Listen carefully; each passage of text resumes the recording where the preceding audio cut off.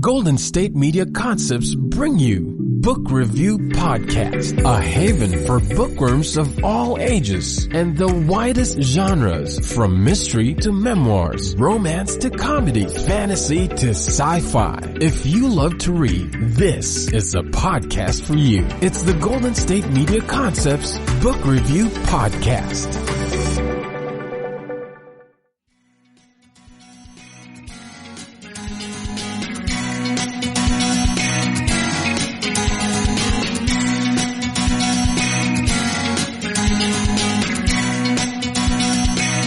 Hello and welcome to the GSMC Book Review Podcast, brought to you by the GSMC Podcast Network. I am your host, Sarah, and I am going to talk about Christmas books. Here you thought Christmas was over, right? It's December 28th. Maybe you're relieved that it's over. Maybe you've taken down all your Christmas decorations, but I am here to tell you something that you may or may not already know. But the 12 days of Christmas are actually after Christmas. In the retail world, of course, that makes more sense for them to be before Christmas so they can do all the Christmas sales and all that wonderful stuff. But it's actually a church thing, a liturgical thing, and the Christmas season runs from Christmas Day, December 25th, to January 5th, which is the day before Epiphany. And Epiphany is the day when many churches celebrate the coming of the Magi or the Three Kings to the Nativity, to the baby Jesus, etc. Little bit of trivia for you. So the 12 days of Christmas, December 25th to January 5th. There you go. And I don't have a partridge in a pear tree for you or any of those other things, but I do have some of the books that I listened to on audio this year. As you may remember from last year, I like to stock my phone or my iPod or whatever I'm listening to at the time with Christmas holiday books, so starting about after Thanksgiving, not before Thanksgiving, after Thanksgiving. Usually I stock up on the Christmas books, I stock up on the holiday movies, I spend a lot of time with Hallmark, and this year was just insanely crazy. I didn't do a fraction of the Christmas stuff that I normally do. We didn't even put up a tree. Yep, that's how crazy it was. The most festive we were was that I put the garland and some lights on our mantle, and then I put our Christmas presents under the garland in front of the fireplace. Yeah, that's about as crazy as we got here in our house. At any rate, even though, Christmas is over, I do want to talk about some holiday books, including Hanukkah. It is still Hanukkah. That's almost over as well, but we are still in there. So what is today? The last day? The penultimate day? I have to look at the calendar. I can't remember. I apologize to my Jewish readers for not knowing that off the top of my head. Listeners and readers, you know what I mean. And then maybe some New Year's books as well. We'll just see how the episode goes and where the Spirit takes me.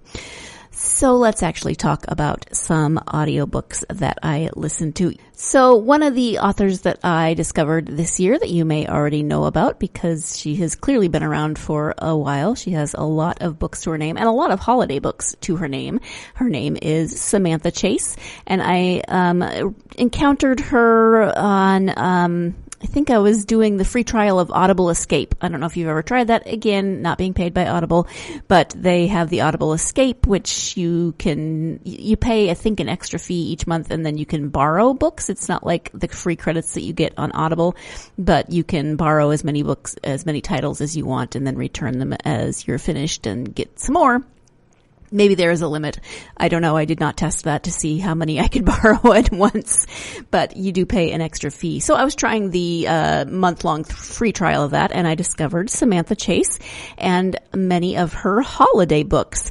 So I think I listened to 4 this year. I'm looking at my list. Yes, 4. The Christmas Cottage, Ever After, Christmas in Silver Bell Falls, and Holiday Spice. So the Christmas Cottage and Ever After are actually a duology, possibly more in the series. I think it's a duology if I'm remembering correctly. The Christmas Cottage, sounds very Christmassy, has all of those wonderful tropes of, unexpected encounters and awkward pasts and reuniting and all those good things. But it is at the heart of the story is this legend about the Christmas cottage that if you spend your wedding night there, then you will have a perfect, happy, wonderful, loving marriage, and that will last a very long time. And so this family has had it, and they have a tradition of Christmas Eve weddings, and their daughter is convinced that she is going to get married there on Christmas Eve. She's not, she's convinced, but she does have a fiance. There are plans in place, but things just aren't, going as smoothly as they could.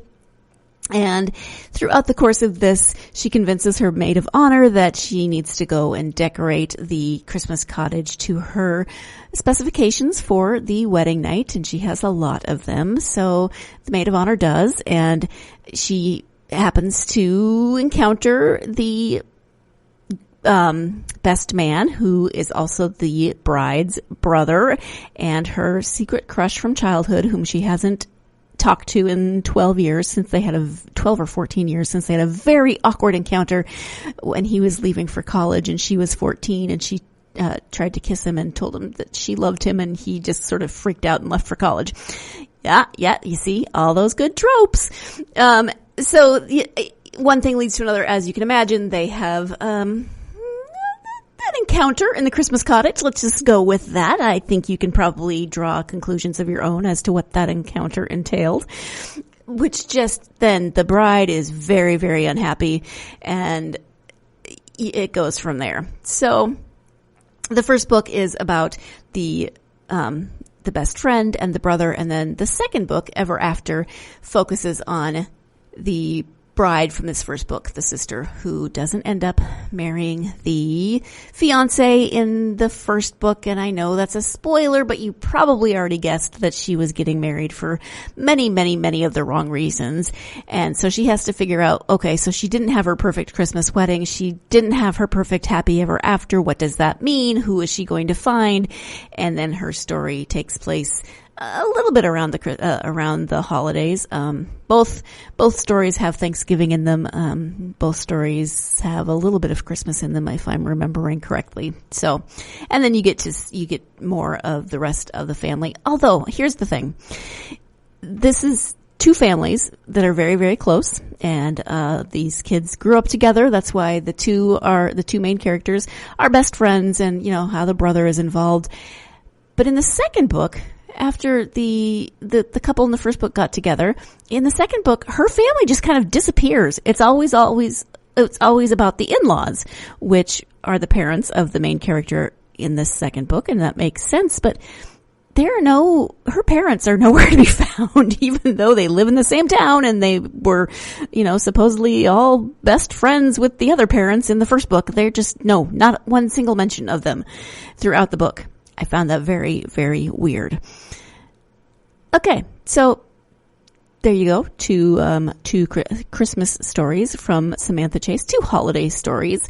I also listened to, you know what I mean, a book called Holiday by Gaslight by Mimi Matthews. So this was a historical fiction Christmas story taking place in the Victorian era. Surprisingly, maybe not surprisingly, but surprisingly intense for a Victorian era romance, because there is, no encounter, if you will. I don't know why I'm using euphemisms tonight. It's not like I can't just say sex, but it's the Victorian era, so they court in very different ways than we would think of courting now. But just the thought of, maybe holding hands or possibly kissing at some point it sends the heroine all aflutter. But I was actually impressed by how the author, Mimi Matthews is the author again, how the author managed to, really build up that tension and make there be romance and, some sexual tension in this story where you maybe don't expect it in the repressed world of the Victorian era. So let's go ahead and take our first break of the podcast. When we come back, I'll actually give you the description of Holiday by Gaslight. So stay tuned. You're listening to the GSMC Book Review Podcast, and I'll be right back.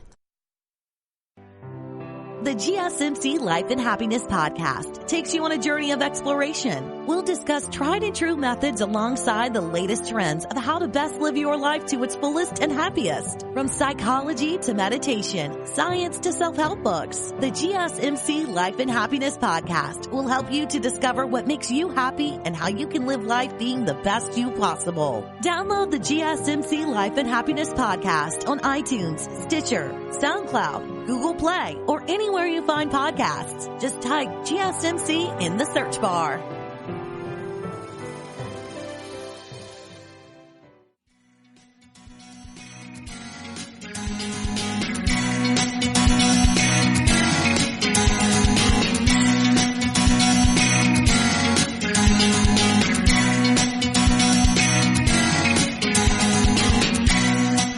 Welcome back to the GSMC Book Review Podcast. I am doing a late Christmas/holiday book fest, whatever you want to call it. And before the break, I was talking about A Holiday by Gaslight, which is one of the audiobooks that I listened to in the month of December. And I said I would give you the description, so here it is. It's a courtship of convenience. Sophie Apicet is quite willing to marry outside of her class to ensure the survival of her family, but the darkly handsome Mr. Edward Sharp is no run-of-the-mill London merchant.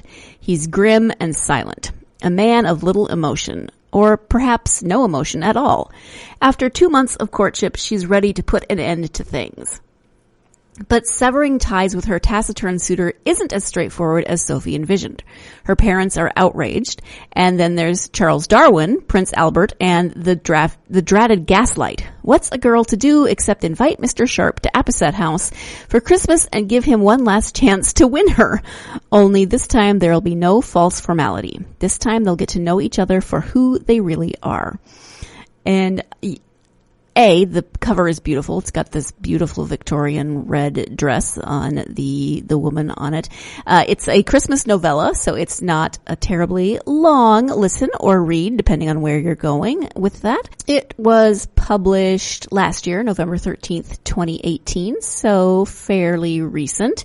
And it's got, well, first of all, I really love that description, that line in the description where it says, and then there's Charles Darwin, Prince Albert, and that dratted Gaslight. What's a girl to do? Except clearly invite this Mr. Darcy-like character or this Mr. the Rochester-like character to her home for the Christmas party, which is one of those grand Victorian Christmas party that lasts 10 days or something and is very elaborate and has all kinds of craziness happening. You're going to have to read and or listen to the book to find out what Charles Darwin, Prince Albert, and the Gaslight have to do with this story, although it is called Christmas by Gaslight. I really enjoyed this one. I mean, it had a very definite sort of Jane Eyre feel to it. I mean, Jane Austen feel to it, where they didn't particularly care for like each other in the beginning. He's grumpy. She wants more. She's very plain spoken, very blunt in her speaking, to an extent. It's still the Victorian era. And I just thought it was fun, and it was much more romantic than you might expect from a Victorian novel. Now, it's, of course, a historical fiction Victorian novel. It's not written in the Victorian era. It takes place in the Victorian era, so you get a little bit more modern sensibilities in terms of the romance of this book. But I very much enjoyed this one, and I liked that there was a historical fiction component to this year's reading. Another one that I discovered this year was Home for the Holiday, HOLME for the Holiday, and it is a Americans Abroad. It's part of the Americans Abroad series, which is kind of what attracted me at first glance. This is the second in that series. It is by Miranda McLeod, which I think is kind of fun since we just had Miranda O on the podcast recently. So here is the description of this book, Home for the Holidays. An American musician with a broken heart meets a local farmer with a hidden past on a holiday house swap in Yorkshire. A charming romantic comedy that will fill your heart with holiday cheer. A country cottage is the last place Paige expected to spend the holidays, but a year after her girlfriend dumped her, her life is in shambles. A last-minute house swap sends her from California to Yorkshire to put her life back on track. She doesn't believe in forever anymore, but when she meets a raven-haired beauty in the local pub, she seizes the chance for a night of fun. On the brink of fame and fortune, Fiona suffered an unthinkable loss, and a year later she's given up on singing and just about everything else. When the brother she relies on too much skips town for her own good and loans his cottage to a stranger for the holidays, her life is turned upside down.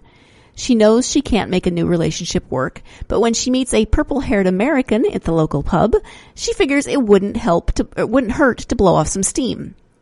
They never meant to see each other again, yet from the very first morning when the vicar comes to call and Paige gets mowed down by a runaway llama, they just can't seem to escape their lives becoming increasingly and hilariously entwined. And when a series of calamities threatens Christmas in Home Village, the two must work together to save the day and maybe find true love along the way. A year ago, their lives fell apart. Can a bit of Christmas magic help them build a new life together? All right. So this book it's got all the classic tropes of a great Hallmark movie, of a great Christmas story. You know, you've got the funny elements, that scene with the vicar and the llama. Yeah, that's got some definite strange and silly humor in it. I won't give anything away, but you may have noticed that this book is about two women. It's a romance about two women. Yes, it is. And maybe that seems strange to you, but I have to say, for the people in the back, some of you are just going to be like, well, yeah, duh, but just because it has two women as the main characters, you still get all of those great romance tropes, all those great romance things. I mean, you see that one character has broken up with her girlfriend. They had a pretty dysfunctional, unhealthy relationship. You have, the other character having suffered the loss of her girlfriend, and then they're brought together by these crazy circumstances. It's just it's your typical romance with two women. And again, for those of you who are sitting there saying, well, duh, I have to say, for those of you in the back who maybe are a little freaked out by LGBTQ romances, well, you don't have to read them, but they are very similar to the ones that you read, just a little bit different in terms of who is kissing whom in the books. And considering everything going on with Romance Writers of America this week, and if you don't know about that, this is not the place for me to go into it. It's a mess. It's a hot mess. Let me just tell you that. But considering what's going on there, I just feel the need to say, hey, two women as the protagonists in a romance, nothing wrong with that. Two men, same thing. They're going to have those same, it's going to follow those same patterns that you love in romances. They will meet. There will be attraction. There will be impossible circumstances, seemingly impossible circumstances that they must conquer and overcome, etc. I really enjoyed this. It's got all of my favorite things. It's in England. It has hilarious farm animals. That's really not something I put on my list of things to listen to or to read either way. But, there's a llama. Come on. Who doesn't want to read a Christmas book with a llama in it? There's drama. There's tension. There's crazy family members. There's crazy village members. All sorts of good stuff happening in this book. So, I am looking forward to reading some of the other books in this series by Miranda McLeod. Again, it is the Americans Abroad series. And this one, as I said, is number 2, and it came out in 2016. So, it's been out for a while. Maybe you've already read it. Maybe you've read the other books in the series. You can definitely tell me in the comments. I would love to hear your thoughts on this series, the Americans Abroad series by Miranda McLeod. Okay, so probably enough of my blah, blah, blahing about LGBTQ novels. I mean, we don't need to hammer it home. For those of you who are, again, sitting there going, yeah, duh, hello, lady. We're going to take a break. And when we come back, we'll finish up with the Christmas portion of this and then move on to Hanukkah and possibly New Year's, depending on the time. Stay tuned. You're listening to the GSMC Book Review Podcast, and I'll be right back. Tired of searching the vast jungle of podcasts? Now listen close and hear this out. There's a podcast network that covers just about everything that you've been searching. Hey! The Golden State Media Concepts Podcast Network is here. Nothing less than a podcast bliss with endless hours of podcast coverage. From news, sports, music, fashion, cooking, entertainment, fantasy, football, and so much more. So stop lurking around and go straight out to the Golden State Media Concepts Podcast Network. Guaranteed to fill that podcast itch. Whatever it may be. Visit us at www.gsmcpodcast.com. Follow us on Facebook and Twitter and download us on iTunes, SoundCloud, and Google Play.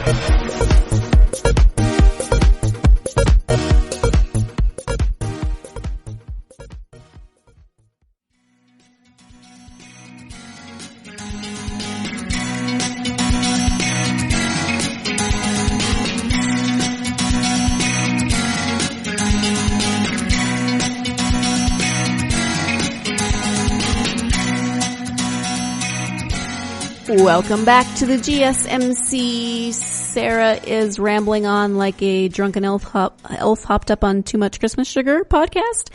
Or, you know, the more traditional GSMC book review podcast. Really just depends on how you're feeling. I feel like a drunken elf hopped up on too much Christmas sugar. I haven't had that much sugar or caffeine today, but I feel like I'm just like blah, blah, blah, blah today. Sorry about that. Too much Christmas. I don't know.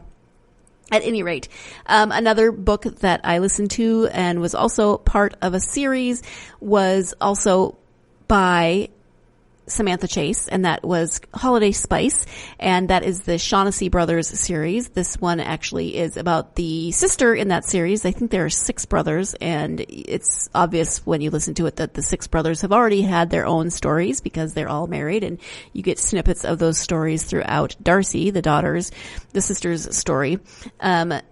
So it is part of that series. It's also by Samantha Chase and has a lot of the classic tropes. You know, they get snowed in. She gets snowed in, and after a kind of random set of circumstances bring her into contact with what will be, you know, with Will, with the love of her life, of course. And, you know, you gotta love the snowed in kind of theme because it's very Christmassy and very wintry, although they get snowed in October, which I've been there, and at any rate, it still feels kind of Christmassy, but yeah, it's still October. At any rate, that was another one that I read that was part of a series. And then I read a novella by Keeland and Pamela Ward. Let me just double check that I got that name right. Penelope Ward, excuse me. It's called The Christmas Pact. It is, as I said, a novella, and it is so classically Hallmarky because it involves 2 characters, Kennedy Riley and Riley Kennedy, who both just happen to work for the same company. Their email often gets mixed up, sent to the wrong person, and that leads to shenanigans, which lead to them making this Christmas pact wherein he will go home with her to pretend to be her boyfriend at Christmas, and she will go with him to his brother's wedding the following week. Simple enough, but of course nothing is ever simple in these types of books, and they have to get to learn to know each other and not, you know, be so judgmental and all those wonderful things that go into these classically Hallmarky books. And please know, if you haven't already figured this out about me, that when I say Hallmarky, I'm not using that derogatorily. I like Hallmark movies. I love and books that remind me of Hallmark movies. I can't help it. I like it. And then one more Samantha Chase book, just to mention Christmas in Silver Bell Falls, simply because it is about an author who is writing a Christmas book, even though she hates Christmas. And now she has to write this Christmas story, and she gets an inheritance from her grandmother that she's really never known, and it's a cabin in Silver Bell Falls, which constantly plays the song Silver Bells and drives her crazy, and she has to learn a lot about her grandmother and her life and her family and herself, and she has to write a Christmas story. Okay. And then finally, I think the last book, I think I maybe listened to more than this, but maybe not. it's enough, was my final book that I read from a series, even though I've never read any of these series, but need to go and check them out, is A Virgin River Christmas by Robyn Carr. I think this one came out in 2012, so it's been out for a while. And this is a full-length novel, takes place in and around Virgin River, California, and there's clearly been other books in this series. Again, you get, there's a heavy Marine presence in this book. Marine meaning the actual armed force. That's not right. Branch of the armed forces. There we go.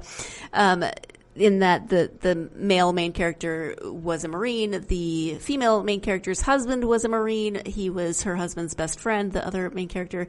In the town of Virgin River itself, there's many men who have been Marines.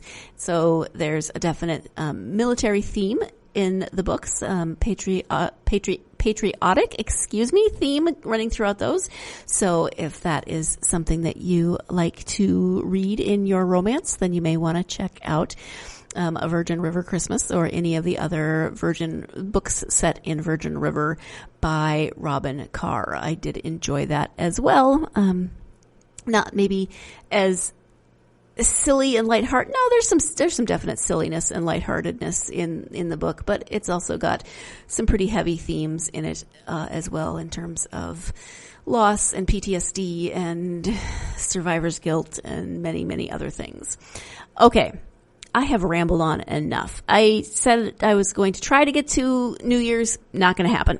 But I do want to highlight one Hanukkah book that I have not had a chance to read, but it is written by an author who has been on the podcast, and that is Jennifer Wilk. I can't remember if I asked her this question when she was a guest on the podcast or if we had this conversation at another point, not when we were recording, but it was last year around this time, a little earlier, and I was in the midst of my holiday reading, and I said, I would love to read books that are set around the time of Hanukkah and involve that tradition. And so then she didn't write this for me, obviously, but then it turns out that she has a novella that just came out this month. It's called Waiting for a Miracle, and it even has a menorah on the cover, so you know that it has something to do with Hanukkah. Here is the description of that. Benjamin Cohen, widowed father of 6-year-old Jesse, is doing his best to hold it together through order and routine. The last thing he needs is his matchmaker mother to set him up with her next-door neighbor, no matter how attractive she is. Rachel Schechter's dream of becoming a foster mother is right within her grasp, until her meddlesome neighbor tries to set her up with her handsome son. What's worse, he's the father of her favorite kindergarten student. She can't afford to let anything come between her and her dream, no matter how gorgeous he may be. Can these two determined people trust in the miracle of Hanukkah to let love and light into their lives? So there you go. That is the description of Waiting for a Miracle. It is by author Jennifer Wilk, who we have had on the podcast. And I said Wilkie earlier. I am so sorry about that.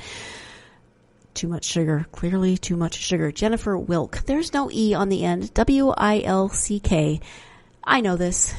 Now you have the correct spelling. Jennifer, I apologize for mispronouncing your name, but thank you so much for writing a Hanukkah novella. I am very excited to read it and can't wait to, maybe it'll come out on audiobook and I can add it to my list to listen to next year, even though I plan on reading it before then. And when I do get a chance to read it, then I will let you know what I think. So, very excited to add Hanukkah to my holiday list of reading.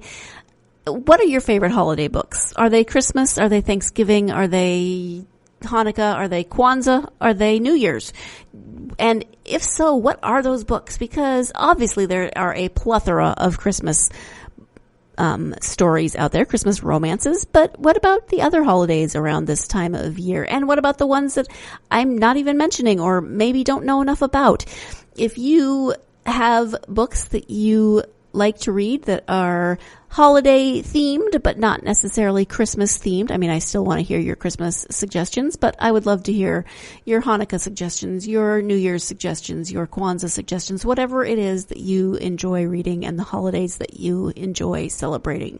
Please let me know so I can add them to my list for next year. I am going to go, I don't know, drink some water or something. Try to dilute the sugar in my system. I hope you had a wonderful holiday week. I hope that you are going to do something, whatever's fun for you for New Year's. Stay safe. And then join me on Tuesday for my final episode of 2019. I will have a returning guest on the podcast. That is author Debbie Burke. We will be talking about the second book in her Tawny Lindholm series, and this one is called Stalking Midas. If you want something to do between now and then, you should go back and listen to the episode she was on originally when we talked about the first book in this series. That was episode number 66, and of course, interview with Debbie Burke. If you want to go and either re-listen to that or listen to it for the first time before you listen to the interview on Tuesday. Have a wonderful weekend, and I hope that you have plenty of time to not only get lost in a good book, but eat your weight in sugar, if that's what you so desire. I will talk to you next time. You've been listening to the Golden State Media Concepts Book Review Podcast, part of the Golden State Media Concepts Podcast Network. You can find this show and others like it at www.gsmcpodcast.com. Download our podcast on iTunes, Stitcher, SoundCloud, and Google Play. Just type in GSMC to find all the shows from the Golden State Media Concepts Podcast Network, from movies to music, from sports to entertainment, and even weird news. You can also follow us on Twitter and on Facebook. Thank you, and we hope you have enjoyed today's program.